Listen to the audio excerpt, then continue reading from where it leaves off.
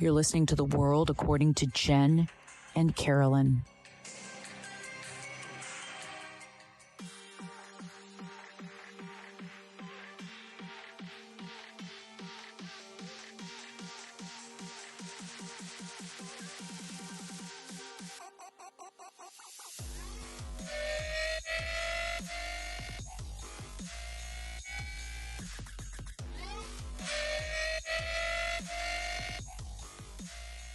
Happy Sunday. You ready for a fair and balanced evening? Rather fair and unbalanced. I like the title of our episode. Fair and Unbalanced, the Fox News story, the 24-hour news cycle, and the business of fear. It's a long one, but we're not known for our brevity. Does Fox News, was it on the Fox station? Yes. I mean, it's like an affiliate. Because I always felt like Fox in the 80s and 90s was like where the coolest shit was. Well, that's the funny thing is that it's all Rupert Murdoch. But you had The Simpsons, you had Family Guy, you had Married with Children, you had all these shows that were pushing the envelope. Married with Children and Herman's Head came from the same network. Yeah. That's the Isn't that how crazy? Could that be? Yeah, it's all Rupert Murdoch as far as I know. All right. I could be wrong. So, we're going to talk about not just Fox News, but the 24-hour news cycle, because this wasn't always a thing. When Carolyn and I were growing up, our parents would wait for the newspaper, and that's where they would get their news, or the evening news, right? Yes. Like, I saw a video that Bill made on their camcorder when he was like 12, and Dad had just come home from work and was sitting in Dad's chair, Dad's special chair, reading the newspaper, because that's what you did back in the day. And like Dennis Richmond, Elaine Corral, all the they're local folks. Yeah, you had people. Yes, the guy who can't keep his shit together, but has a good heart, but is kind of a white savior. What the fuck is that dude's name? Frank Somerville. Oh yeah. Frank Somerville. Yeah. I hope he's doing well. He had a rough go at things. He's had a rough go. He's still having a rough go. But yes, he was one of the people that we grew up with. But this was pre-CNN. Yes. Well, yeah, CNN was, we'll talk about it, but like early 90s, I think, early to mid 90s, if I remember correctly. You could turn off the news, though. Yes. Or it was like the 5 o'clock news. Yes. Then maybe like the 9 o'clock or 10 o'clock, and then that was it. That was it. Now it's constant inundation. And it was actual journalism. Yes. And now we seem to be, at least with Fox News and some of these other like perpetual news cycles, trying to really just stoke fear. I don't even watch the news anymore. I get my news from, it's sad to say, but from TikTok, from certain people I follow. Yeah. Or from like more magazine, like Atlantic, or places where I know what it's going to be, the Mission Local, things like that. I follow all of the local and the national news that I like and respect through Facebook. Yes. And that's how I catch the news. Yes. So I'm constantly reading the news. Yeah. But but there are tons of people, particularly older folks. And I mentioned Bill's dad, and he became a Fox News aficionado. Yeah. It was bad. My dad liked a lot of Fox News. Like, he listened to Hannity on the radio. Yeah. He listened to Michael Savage. Yeah. He listened to all Rush Limbaugh. Michael Savage. And all those dudes. Yeah. Yep. Right. It's a thing. And it's really hard to overstate the impact that Fox News has had on American politics and media in general. So when it was launched in 96, and it wasn't just another cable news channel. It introduced a completely different model that would reshape how millions of Americans consume information and understand current events. So that's what we're going to talk about today. If you haven't already guessed, guys, we're going to talk about how Fox News was built, why it became super influential, and what the 24-hour news does to the human brain, and what decades of research and Fox's own internal communications reveal about its relationship with misinformation. They weren't trying to hide any of it. No. The documentary I watched talked about most of the journalists who went on there even being told by other journalists, like, you may not want to go work for that show. Right. It's not reputable. Yeah. This isn't journalism. Yeah. This isn't 60 Minutes, you guys. No. So this isn't a partisan episode, but with us, it really is a partisan episode always. But it really is a look at the history, the psychology, and the evidence. Things become partisan. I say that things become left-wing when they're associated with facts and science. Then all of a sudden it's woke. And I'm like, it's just facts, you guys. Like, it's not particularly they want you to believe. Well, yeah. And we grew up with that, right? Yes. On the other side of things, it was like history was told from the perspective of the victors. And we never got to hear history from the perspective of anyone else who contributed to it, shaped it, or were impacted by it. And now we are, and that's so woke. I'm like, really, it's woke to hear the other perspective. Okay, interesting, whatever. So let's talk about the origins of Fox News. Story. So origin story here. So to understand this shit show that is Fox News, you have to understand Rupert Murdoch and Roger Ailes. So Murdoch had already built a global media empire and had a long history of using his outlets to influence politics before he launched Fox News in 1996. So conservative distrust of the mainstream media had been building for decades, fueled by politicos like Spiro Agnew, later amplified by crazy ass Rush Limbaugh. These folks were all saying we should be suspicious of the quote unquote media.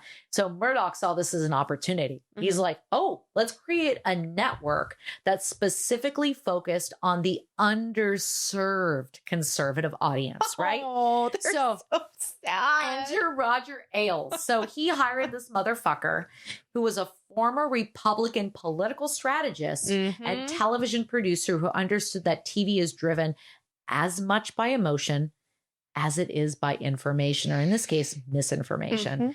So Fox launched with the slogan fair and balanced, which is hilarious, promising an alternative to what conservatives viewed as liberal media bias. I remember I had this boss who called CNN the Clinton News Network. I was like, oh, Jesus fucking Christ. And now CNN is so conservative. Don't get me started. But internal memos and later reporting suggested that the slogan often functioned more as branding than as editorial principle. They didn't really care about being fair or balanced. It was catchy. I feel like if you have to say what you're doing in marketing, it probably isn't. Right. Exactly. Yes. You are justifiably suspicious. Yeah. So the strategy worked though. It did. And within 6 years, Fox surpassed CNN and became the highest rated cable news network. And its success came from three things. Okay. We had identity. Yeah. Viewers felt represented and understood. Oh, finally, hate's back in the media. Perfect. Entertainment, faster pacing, more conflict, and more compelling television. A common adversary. Fox consistently framed politics through an us versus them narrative. Well, and all their banners. Oh God. Breaking news. And you're getting a fucking seizure. It's inundation. They had on the documentary I watched, they had let me look up what the name of it was. They had a special guy who was the music editor, and they'd be make it more red. It's a movie thing. It's called it reminds me of Forgetting Sarah Marshall when he's playing the fucking music for the stupid show, the CSI type show. It's so good. Out Fox, Rupert Murdoch's war on journalism. I've seen that a long time ago. So, let's talk about the 24-hour news cycle and the brain. So, Carolyn, I'm going to have you pick this up in a second, but let me set the stage. So let's zoom out from Fox specifically and talk about the 24-hour news cycle as a phenomenon. Because Fox really didn't invent it. CNN did. They were there first. Yeah. But Fox arguably perfected it and weaponized it in a way that CNN, I don't think, ever intended. No. Now I question where they're coming from, but all they want to do is attack progressives. So CNN launched in 1980. Wow, I didn't know it was 1980. That's really early. It was before me. Before me too. I was 81. So Ted Turner's vision was simple and radical. News all the damn time. No waiting for the 6 o'clock broadcast as we were talking about, or the morning paper, or any of that. It's always on. It's live coverage. You can always catch it. So initially, that felt like pure progress. People were like, cool, I can catch the news anytime. This is great. It's kind of like a DVR. So for major breaking news events, the Gulf War in 91, for instance, is the iconic example. I remember this. Yeah. Continuous coverage meant that people were informed in real time. Yes. I remember seeing the bombs. Yes. And it was like green. Yes. Yeah. And I was like, what are we watching? It was night vision. It was like watching it through Buffalo Bill's fucking night vision glasses. That's exactly, it was Scud missiles. Yeah. And it was fucking, I remember this. That was CNN. Yep. So what happens when there isn't a Gulf War? What do you put on a 24-hour news channel when the news is slow, for lack of a better word, or there's no war? Yeah. You manufacture urgency. You cover stories that wouldn't have been news in the broadcast era, like minor crimes, celebrity gossip, political scandals, Ronald Reagan's birthday. Importance. Yeah, exactly. Happy birthday, motherfucker. With the same visual language and emotional intensity as an actual fucking crisis. So, Carolyn, let's talk about what this does to viewers, because this is really well-studied territory at this point. So tell us more. Sure. So before we get into Fox specifically, let's actually take a second, if you're not driving, think about when you consume media. You could do this while driving. What? You could do this while driving. You could do this while driving. Yeah, just don't close your eyes, right? But what we're describing isn't abstract, right? It's happening in your body. When you, again, it's why sometimes the news is stressful for the news is so stressful for me. It is though. But it's every time you open an app, every time you turn on the TV, it activates your prefrontal cortex. Yeah. It's scary. It's insane. And so let's name that in polyvagal theory in your nervous system. I've talked about this before. Stephen Porges' work on how your and my nervous system is constantly scanning for danger and safety. Yeah. But way below the level of conscious thought. And decades of research on how the vagus nerve, that's your wandering nerve that exits the other 11 cranial nerves and goes into your body, into your organs in your system. It interprets that emotion, attachment, self-regulation. That's called neuroception, what you and I are doing right now. Yeah. I'm not freaking you out. Hopefully you're not freaking me out. Freaking me out, bro. I feel safe. I feel safe. So your body is reading the room before your brain even clocks in what it's reading. We know that is fact. That's any creature, right? Negativity bias is the raw material here. So we are wired evolutionary to notice threats faster, hold on to it longer than something that's good. Yeah. And that's survival. Yes. And again, that's not a flaw. That's what kept our ancestors alive. Very good, John. So if it bleeds, it leads. Yes. I love that saying. Right. But yes. It isn't a cynical industry saying, right? It's a news executive correctly identifying a nervous system's vulnerability and then building a business model on top of this. Yeah. And I think you could see this with any marketing, right? That's been going on since magazines, right? Yeah. All right. So now let's stretch that across 24 hours a day. There is no version of, quote, we don't have enough news today. Right. That's true. The machine has to manufacture urgency to fill the space. That's what you were just talking about. And our body doesn't really know the difference. It's manufactured. This is manufactured for ratings. It's not an actual emergency. But like I said, your cortisol doesn't know the difference between that. Yes. So this is something called mean world syndrome. George Gerbner's term for what happens when heavy exposure to threatening content convinces people that the world is far more dangerous than it actually is. You see this when people are like, don't go to San Francisco. There's people who are folding over with fentanyl. It's like they're not going to hurt you. They're not a threat. They can't move. They really can't move. I had someone said that to me the other day. They're planet. Like, I got scared. I'm like, of what? Yeah. Like, I feel the safest around that person. They're way safer than crackheads. Let me help you. But also less jovial. I miss the jovial, like crackhead is just going to like do a little dance for you. Like I kind of miss that. But no, this is what we see with elders so often, because you have both this combined with I'm getting older. I am more vulnerable. And now I'm being exposed to all these things or all this information that tells me the world is unsafe. Yes, exactly. And it's not irrational. And I want to be really clear too. The fear you're feeling is real. Kind of like when you watch a scary movie, you're actually feeling scared, Right. even though there's nothing actually happening Right. to you. That is the brilliance of your nervous system. Yeah. You actually have to tell yourself, hey, and sometimes I have to do that. Like, that's an actor. Right. That person was also in a diarrhea commercial. So it's okay, Carolyn. I saw this motherfucker in a herpes commercial. Exactly. So, That's more scary than any paranormal activity. truth. Nobody wants that. Nobody wants that. Also, we love our friendly herpes. Yes, Yeah, I yeah. know. It's all good. You're still going to have a normal, balanced, piss off incredible our life. herpes constituents. You're going to have a fair and balanced life. Go on, please. So again, you're not being irrational, but like I said, it's your nervous system doing what it's evolved to do, but the environment is exploiting that design on purpose. Right. So here's the thematic piece. A threat response is supposed to have a 3-part alarm. Okay. Alarm, mobilization, resolution. This is what's missing in a lot of us. We're very mobilized.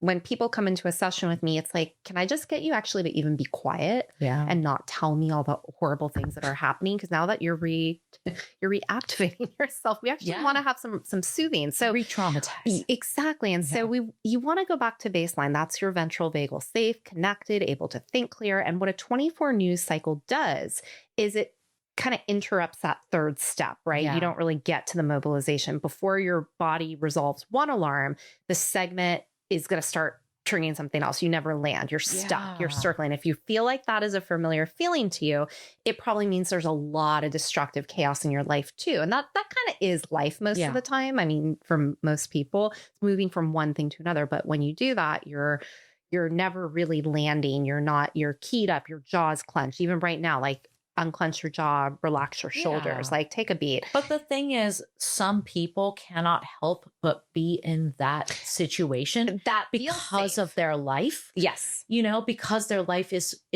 fraught with actual continuous chaos. And relaxing and resolution would actually be the threat. Right. Now I'm not on guard. Something can fuck me up. It's true. Yes. And people who subject themselves to the 24-hour news cycle and feel this way all the time, this is voluntary. Yes. This isn't my life is imbalanced and I could never feel this like homeostasis and like peace and calm. This is, I am doing this to my own nervous system. And this is why when you're scrolling, it's going to be more the same thing. And you're going to go, oh, that's awful. Okay, next thing. Oh, that's even more awful. Next thing. So this tracks with what's being studied clinically as problematic news consumption, a pattern where people, like you said, can't disengage from the news even when it's actively making them worse. Distinct from just staying informed. Right. And we used to, it's doom scrolling, but now it's actually the same loop: compulsive consumption, worsening mental health, and an inability to stop, which makes sense because, again, if the alarm never fully resolves, and I don't know about you, but right now there's a lot of shit going down. Right. There's always been a lot of shit going down, but not in the way it is now, not in the way it's being consumed. So again, all checks. So the reframe I want to leave you with as we move on is it's not about willpower. It's not about, just turn off the news, because I still know, well, okay, yeah, I can turn this off. It's still happening. Your body's just responding to what it does. They know that. They know the threat cycle. They know the fear, the exhaustion, the numbness. It's not your nervous system. It's an industry that has, and a industry that has long known how to tap into that. Yeah. You're being manipulated. You're being sold to. You're being sold something, and your nervous system is unresolved, and you feel helpless. Well, you better believe that these motherfuckers have a ton of psychiatrists and psychologists on staff who know how to exploit our vulnerabilities and enhance these cycles to create an addictive pattern. This is deliberate, you guys. This is why Roger Stone, as crazy as the motherfucker is, he's a genius. And he understands this stuff. They're not doing this for fun, I hope. Well, I don't know what the fuck they're doing. They're just making money. They don't give a shit. Money. They don't give a shit about the consequences that this sort of perpetual consumption of misinformation has. And that's what we're going to talk about. We're going to talk about Fox News, misinformation, and what the research says. So we need to, before we go any further, we want to talk about two important terms: bias and misinformation. So I think you all know the definition of both of these things, but just in case. They're slightly nuanced, right? Yeah. Bias is how a story is framed, which stories are covered, whose voices are included, and what perspective is emphasized. Then we have misinformation. What's that? It's the presentation of false claims as factual, whether intentional or not. In this case, it's obvious it's intentional. So every news outlet has some degree of bias. The more important question is whether it repeatedly presents false information as true. Researchers have studied Fox News for decades. Several findings stand out. The first, Pew Research says Fox News viewers scored lower on factual current events knowledge than consumers of many other news sources. And on some measures, even people who watched no cable news. It's better to know nothing than to have all the wrong information. I believe that. So other studies found that the Fox viewership predicted belief in demonstrably false claims, even after accounting for political ideology, education, age, and other demographic factors. These findings have been replicated across multiple studies and election cycles. This isn't a fluke.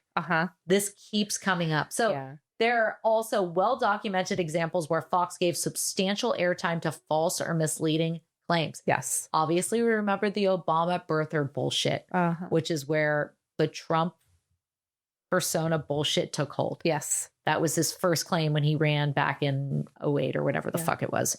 Repeated programming that misrepresented the scientific consensus on climate change. That is constant. Promotion of the Seth Rich conspiracy theory, which the network later retracted after litigation. I don't even know what the fuck that is. Do you know what that is? Well, as I was just hearing that, I thought it was the kid who, I thought it was a Hannity interview that came up during 9/11, but I think that's something different. We're going to have to look into this. I don't know what this Seth Rich conspiracy theory is, but I'm fascinated. Early COVID-19 coverage that often downplayed the severity of the pandemic. That is super problematic. Well, I mean, we cannot miss 9/11 though. 9/11 was what Fox News was like, had a hard on for. They did. I don't know because I wasn't watching it. I was listening to KPFA exclusively. I didn't even have a TV at the time. Wow. So I had the most leftist view of everything, which is why I was out there protesting. So then came the Dominion voting systems lawsuit that exposed internal emails, text messages, and depositions from Fox executives and hosts. Jesus. Communications showed that several prominent figures privately doubted or rejected election fraud claims, while those same claims continued to be amplified on air because they don't care. No. I'm here to make money. I don't give a shit if I know that this is bullshit. I'm going to go ahead and propagate it. Well, and you're speaking to a population that isn't going to fact check. Yep. Probably not. But Fox News ultimately settled the Dominion lawsuit $787.5 million. It's one of the largest defamation lawsuits or settlements in U.S. media history. But they did this without admitting wrongdoing. And so regardless of the legal outcome, the internal communication offered an unprecedented look at the tension between editorial judgment, audience expectations, commercial incentives inside a major news organization. This is fucking crazy. So let's talk about scare tactics and the emotional playbook, Carolyn. Carolyn, talk to us about this thing called the emotional playbook. Sounds like my dating history. Pretty much. Thank God. Emotional playbook. We're not there any longer, but yes, it was. I want to walk through this again. Nervous system map, because that's what it is. These aren't rhetorical tricks. They are precision, targeted, specific threat responses in your body. And the researchers looking at Fox primetime programming have identified patterns that go beyond garden variety political bias. Yeah. This is engineered activation. So we have number one, threat amplification. Take something real, crime, immigration, economic strain, inflate it past what the actual data supports. Surge, invasion, catastrophe, war, crime rates have generally trended down since the 90s, but the language is racist. Pure crisis. Yeah, exactly. Right? Like the immigrants are going to eat your pets type of shit, right? Oh my God. But that's like was the groundwork that made all this shit seem normal. I know. Like, why would you question that? Someone said it. Anyway. All right. So Here's my somatic read on this. The language isn't describing a problem. It's issuing a body level command. Surge, invasion, are an information. There are those neuroception activators. When anyone says that to you, you should be questioning that, including your friends and your partners or your parents. Your system doesn't. I don't think my husband ever says neuro something activators. No. Does he say surge? He just gotta go. Bitch, are you PMSing? Why are you acting so crazy? He would never say that. No. I'm usually very upfront. Me too. I'm like, just PMS so you know. times. Yes. And then Mario gets really like, oh, I'm not. He's a coddler. Oh God, no. Bill's like, I'm going to stay away because we've been together 15 years. He knows you better head for the fucking hills. I'm more of a crier. Oh, I think that's why. I'm an angry. Are you an angry? I'm an angry elf. I cry. Everything makes me I want to cry. kill everybody. Okay. Get the fuck out of my way. You will perish in the wake of my flames. Anyway, let's go back to over the toxic surge, invasion in my uterus. All right. So the neuroception trick, it's activated. Your system doesn't parse the word. It just registers the danger and starts mobilizing before your brain can actually catch up and be like, my neighbor's not trying to eat my pet, right? Like that can't be a thing. That can't, I've never seen that happen.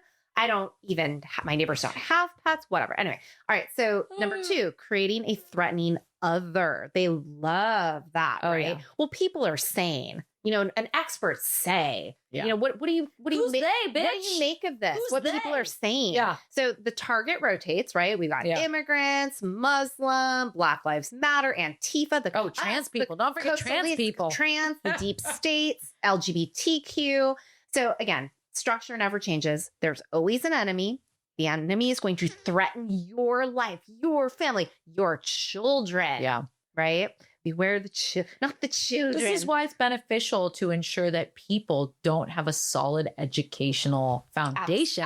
Absolutely. Foundation. They're like, oh, you ain't gonna remember the Red Scare because you don't fucking know about it. I don't know, like even healthy food now or drinking water. Let's just deplete you completely in every single way that makes you a functioning person. We're gonna be watering the plants with fucking Gatorade.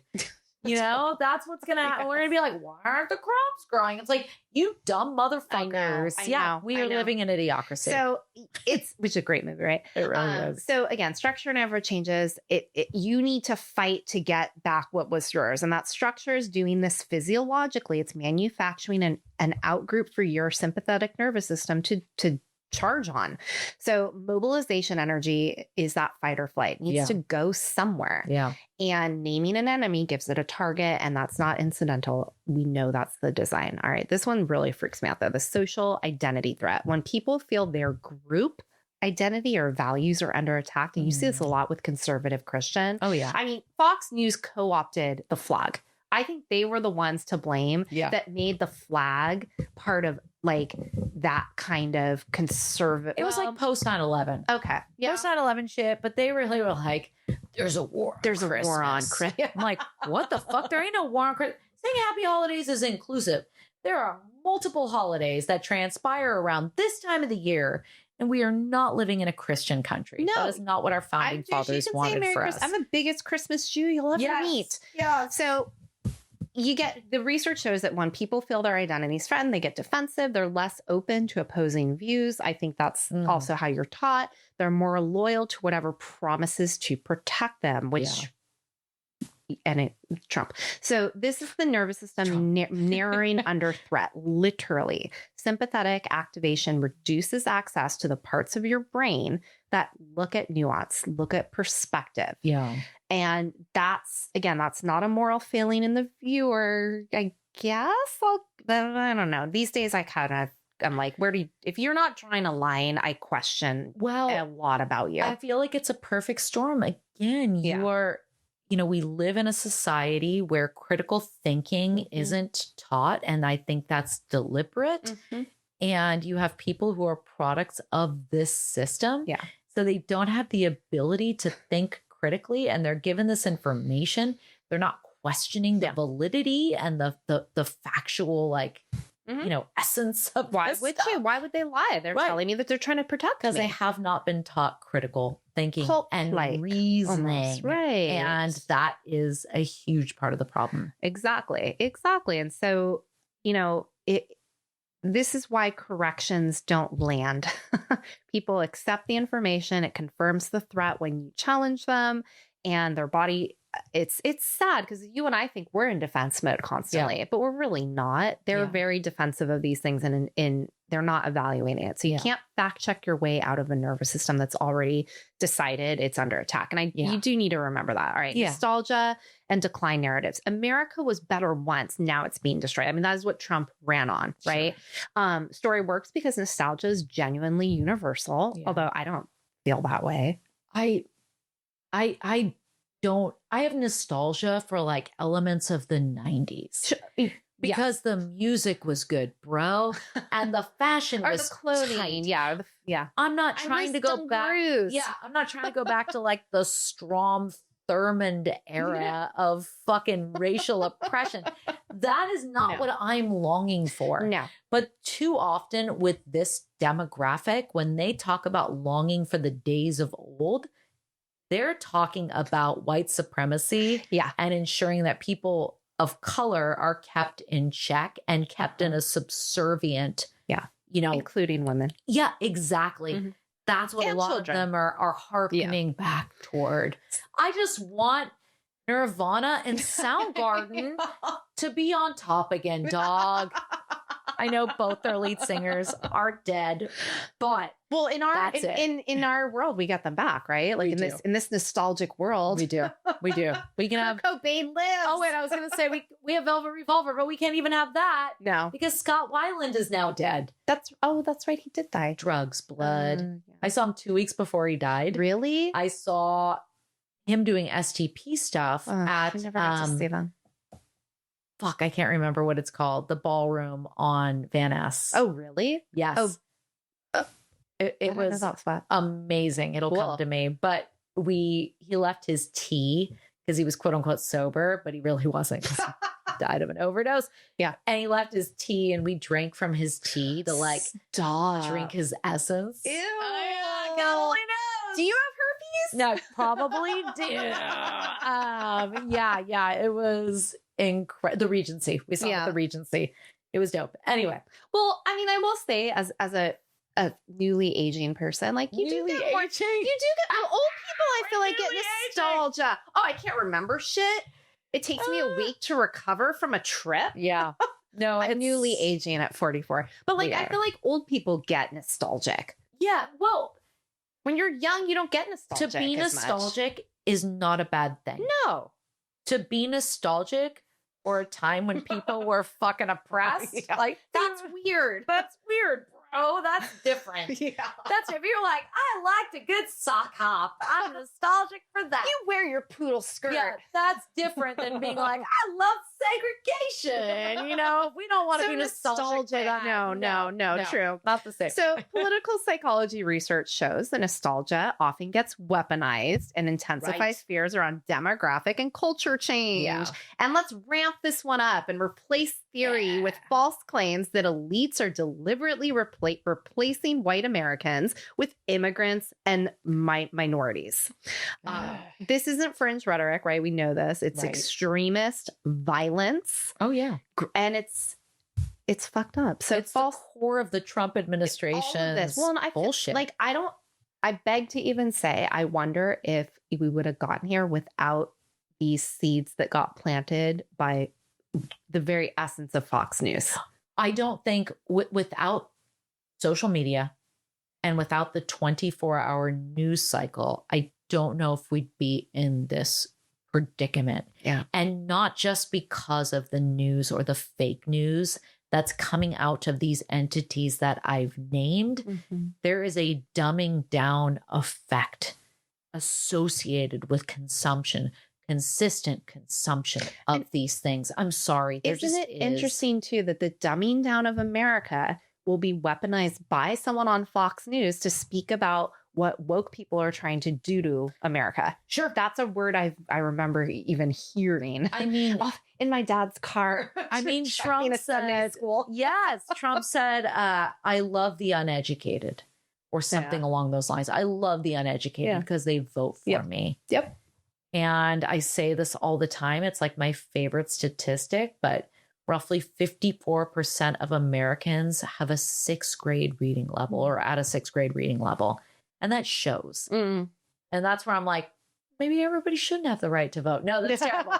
But, it's a weapon to be wielded, this right to vote. Absolutely. And there's some scary people out there voting. Yes, I agree. There's a lot of scary people out there driving and having children. It's what happens when we live in a democracy. Yes.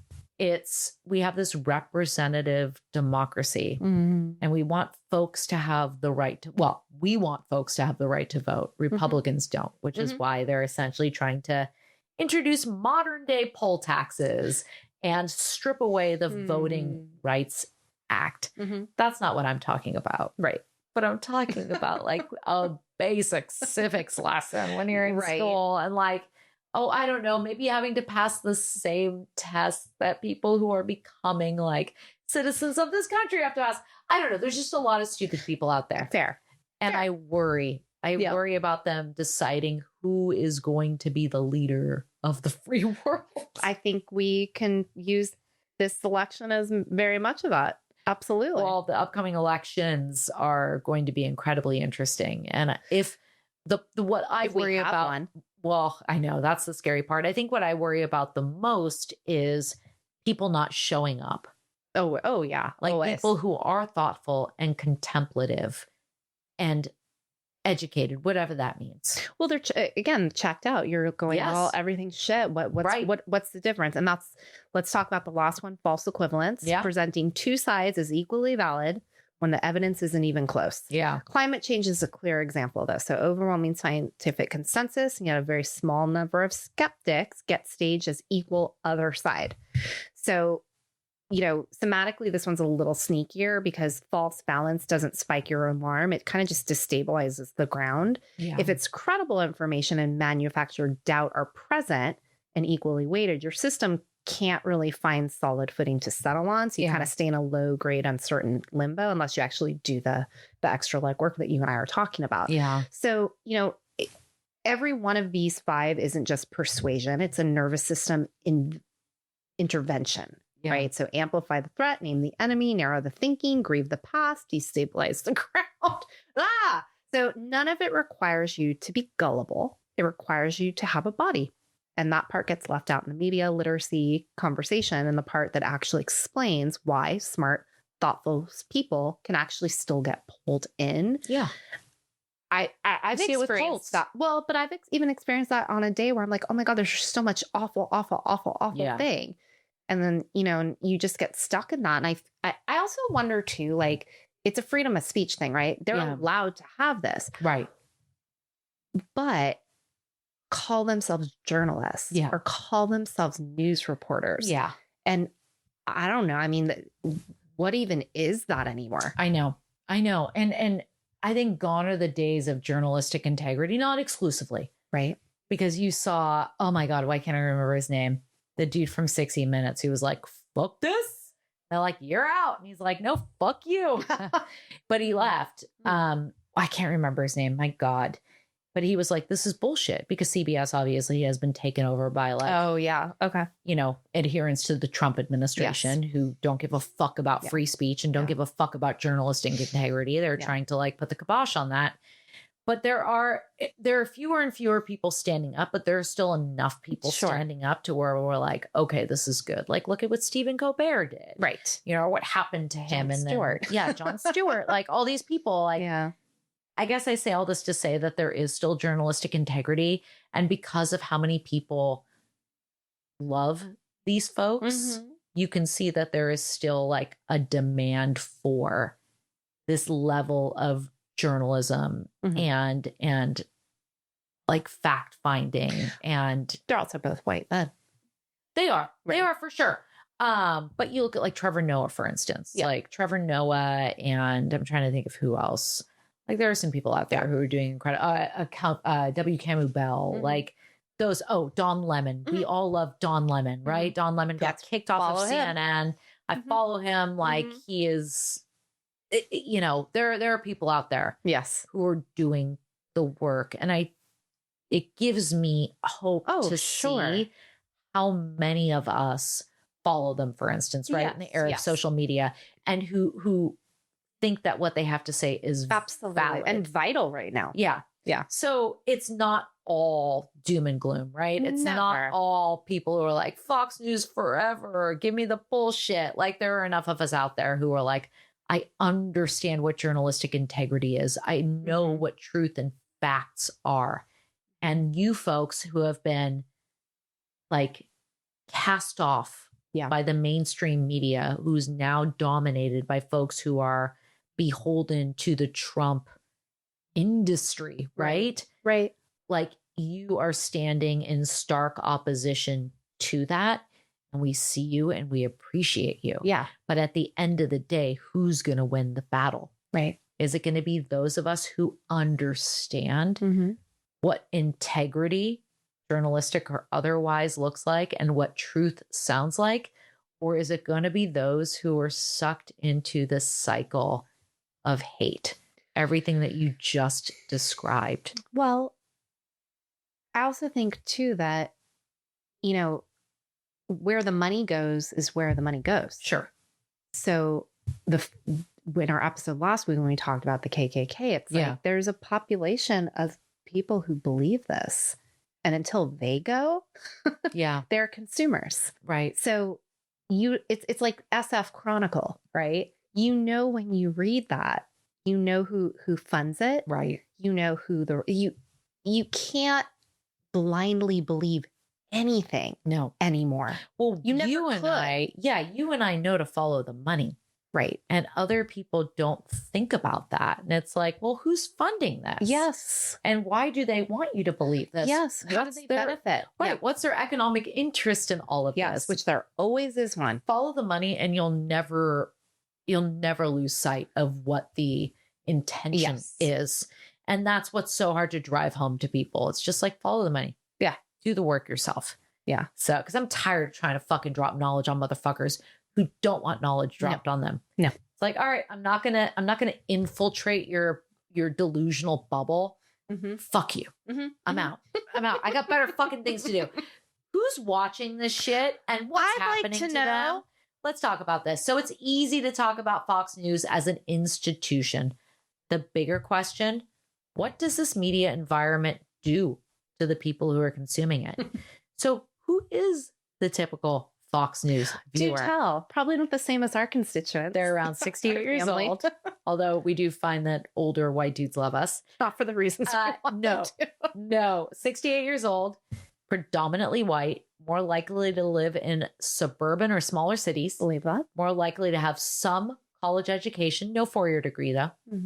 More likely to identify as conservative or very conservative. So many viewers have watched Fox for years, and for some, it serves as their primary or only news source. This is my uncle. And what's really sad is my uncle is college educated. He got into telecommunications early, made a lot of money, traveled extensively. And I used to be able to have educated dialogue with him, even though he's always been conservative, fiscally conservative. Okay. And we used to be able to have like decent dialogue, discourse. Yeah. But now he is retired and he is just watching Fox News 24/7. So brainwashed. Yeah, completely brainwashed. It's different. My stomach's making noise. I heard that. We'll see if I'm sure the mic picked up on it. So, you know, the impact of a single source news environment, what does that do? So media researchers use terms like information bubbles. Like I said, penetrating your safe space, your bubble. Don't penetrate my safe space. Get away from my safe space. Unless you're a vibrator. Right. Or media, yes, come on in. Or media silos to describe environments where people consume news primarily from sources that reinforce their existing beliefs. So it's confirmation bias. So research shows that narrow media diets can contribute to greater political polarization, less willingness to consider contradictory evidence, viewing political opponents as threats rather than simply people with different opinions. What's that? Actual threat to my well-being. So political identity and uncivil agreement. Let's talk about that. So there's a political scientist. Her name is Liliana Mason, who describes this as an uncivil agreement. She says Americans may agree on some policy issues, but political identity has become so tied to social identity that compromise feels like betrayal. Yeah. So when media repeatedly frames the opposing sides as dangerous, immoral, or destructive, it becomes much harder to see the political opponents as legitimate people who just have different perspectives. Absolutely. You're the enemy. You're trying to look at me in the bathroom. Yeah. Bitch, no one wants to see your nasty ass vagina. No. Trust me. No. I don't. Nobody I go in wants the bathroom. that. I go and I just do my shit. Yeah. Literally. I'm there to take care of my butt and my veg. I don't want to look at you. Yeah. You know who does? Creepy ass white dudes. Dude. Or I don't know, the cis dude who followed me and my coworker into the bathroom 2 years ago at our government office. Guess what? It wasn't a trans person. I pee next to them every day because I work with trans people. They're not creepy. It's the cis dude who's like pretending he didn't know it was the women's bathroom. Oh shit, it's the women's bathroom. I was like, bitch, I just saw you peeking through the crack. And you know what? God damn In the age of the internet, you could pay to go listen to someone take a fucking piss. There's a site for that. If that's what you're into, but I guess nothing beats the real thing. It's the real thing. There I you guess go. I Sorry. say this to say the right's framing of trans people as threats is ridiculous. Yes. So there's the psychological effect of high fear media consumption. Yeah. So research on heavy cable news consumption has found associations with, as you said, higher anxiety, greater cynicism toward institutions, a sense of political hopelessness, and the belief that nothing can improve the situation we're in. No. You know, the paradox is that hopelessness does not always lead people to disengage. Instead, it can create more reactive political behavior. So we have anger, fear-driven activism, support for simple solutions to complex problems. There's no gray area for these people. Well, that's why everything's black and white. They run their trucks through a protest. Yeah. And they storm a Capitol. Yeah. Allegedly. They want to, right? They want to hang Mike Pence. They came for Nancy Pelosi. I'm like, Jesus Christ. So, and this clearly has an effect on our personal relationships and families. I've seen it in my own family. Yeah. And it's sad. And research has found that some politically divided families experience deeper conflict when members rely on highly partisan news sources. I experienced this 100%. with Bill's dad. It was awful. So the key takeaway really, media does not just influence what people think about politics. It can shape how people understand their identity, their communities, and even their relationships with the people closest to them. So, you know, this is the big takeaway. And I'm going to leave it there because we have a lot going on. So the final thought really is that the debate is not simply about whether people have the right to choose their news. It's about how those choices are shaped by psychology, incentives, and the media environment itself. And ultimately, where does this leave us? Fox News remains the most watched cable news network. I can't believe it. Network? No. Well, cable news network. Oh, okay. The Food Network might be more watched, but definitely more enjoyable as far as I'm concerned. Is it cake? I don't know. Is it cake or is it fascism? I don't know. And the media environment, it helped create one driven by identity, outrage, fear. It's expanding. Clearly, we're seeing it in real time. And fear and outrage travel faster than corrections. And so, you know, what helps? What we talked about, media literacy, teaching people how to evaluate sources, recognize manipulation, and understand bias. All pre-bunking, so warning people about misinformation tactics before they encounter them, make them more resistant to false claims. Talk to your grandpas, y'all. Talk to your elders, because it's them who are falling for this. And remember that for these elders, 68 and over, which is the demographic who's watching Fox, their worlds oftentimes become incredibly small. take grandpa or your dad out of the motherfucking house and away from the TV and maybe around some motherfuckers of color. Yeah. Bring them a drag brunch. Right. Bring them to a drag brunch. Bring them to a cultural district in San Francisco. Let them see these people are not the enemy. Quite the contrary. They make our lives brighter and more fun and more enriched. Get them out of the house and away from the TV. Fox News, it's not the entire problem. Yeah. It is also a symptom of a deeper social and political division. Because we have That's what's happening. Betty White shit. Like, not all old people are fucking racist either. No. It's so true. You were probably a little bit that way in the first place. And then it's just like kind of, I don't know. Yeah. You might have already had a predisposition toward this stuff. And this just enhanced it and made you feel like, oh, guess what? I am right. No, you're not. No. Just because Fox News tells you you're right doesn't mean you are. So many viewers turned to Fox because they felt ignored or disconnected from mainstream institutions. Carolyn and I have difficulty with this, but it's about calling these folks in and making them feel included and finding out why they're so afraid. What are they so afraid of? And gently teaching them there's nothing to be afraid of. This is not your fear.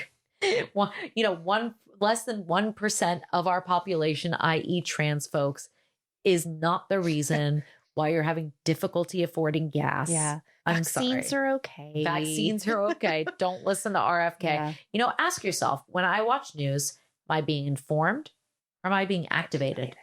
Am I learning something true or am I being just simply told something that makes me feel a certain way? And I think that's hard for a lot of people to parse out. Again, Carolyn and I have the benefit of higher education and therapy and cool friends. Yeah. And all of these resources that many of the folks who are actively consuming this bullshit are cut off from or don't have the ability, right? Like, fair enough. We recognize our privilege in this case. Yes. But that doesn't mean that if you see grandpa, this is grandpa. It's our parents now. It's not even grandpa. If your parents are struggling. Yeah. I get the inclination to cut ties. Yeah. And sometimes that's necessary. Absolutely. If you've tried and they're still like, no, Fox News is my gospel. Yeah. I can't come over then when you're watching them. I can't hang out. I cannot kick it or with can you. we do this instead? Yes. Yeah. So we know that everybody listening to our show understands us. If you have somebody in your life who does not think like you and would think that we are flaming liberals, communists who are out to revoke their freedom, say yes. And they're making some good points here that may or may not resonate with you. Yeah. Open your mind. All of the money. Yeah. Turn off the fucking TV. Turn off the TV. So, on that note, turn off your phones. I'm going to go get high. It's Sunday. Yay. I've got to work tomorrow. You have to work tomorrow. I don't. I'm off tomorrow. You're off tomorrow. I'm going to get a physical tomorrow. Oh, for a new job. Oh, sweet. A physical. Whee! Poked and prodded for the man. Yes. Anyway, we hope you're enjoying our nonsense. We are about to have our first sponsor. We've been really slow about this. We need more sponsors. We do. First sponsor is coming. It's a very sex positive, female owned, Black owned business. This is one of our very close friends. And coming soon, we will be not only promoting her product, but we will come at you with a discount code. Carolyn's already tried her product. I'm a fan. I have not had enough alone time to try the product. I didn't have alone time, but you can use it with a partner. You can use it with a partner. Anyway, it's a little teaser. Tease being the appropriate word. Yes. Follow us on TikTok. Yes. We are TWAT. TWATJC. And we're on Instagram and all other shit. The world according to Jen and Carolyn. Are we still on YouTube? We're still on YouTube. Whenever I post, it automatically posts to YouTube. I don't think we're getting a lot of traction. There was a lot of haters. It's a full-time job. It is a full-time job. We already have full-time jobs. So and then some. we love y'all. There'll be more Yeah. Jen and Carolyn coming soon. The summer is winding down. Yes. We have more time to record and to bring you all these very important messages that we know you enjoy. So stick around. Yay. Cool shit is coming. Bye, everybody. Bye.